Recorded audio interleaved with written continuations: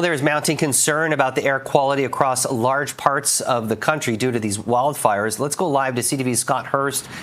What's the latest on the situation right now?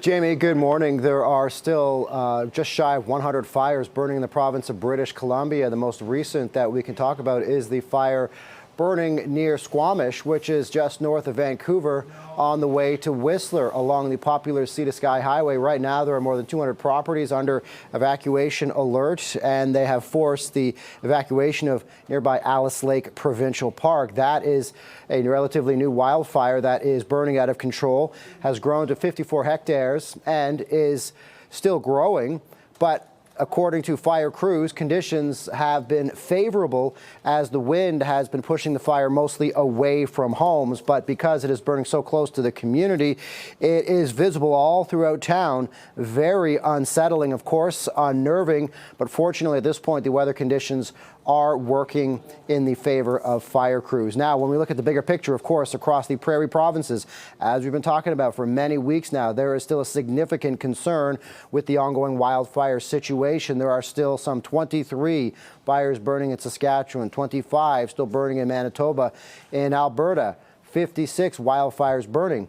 Now, there has been some improvement in allowing people to return homes in Saskatchewan in the La Ronge area. Some residents are being allowed to return, so progress is being made in some areas, and in others, fires have at least not continued to explode in size. Yet there are still, as I mentioned, dozens of fires burning across those prairie provinces and further west into Alberta and British Columbia as well, Jamie. And the air quality is not so great out there, and even here in Ontario over the last week, we had some of that ash seeping south into southern Ontario. And for anyone who has asthma, like myself, they definitely felt it. Let's talk about the air quality.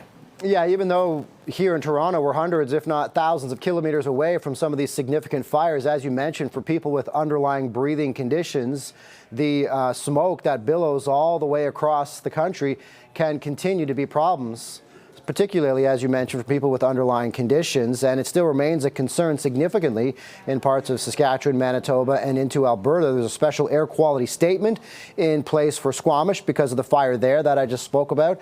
Smoke has the potential to cause poor air quality and reduce visibility. And there's a statement as well in place for parts of northern British Columbia close to fires as well. CTV Scott Hurst, thanks for that update.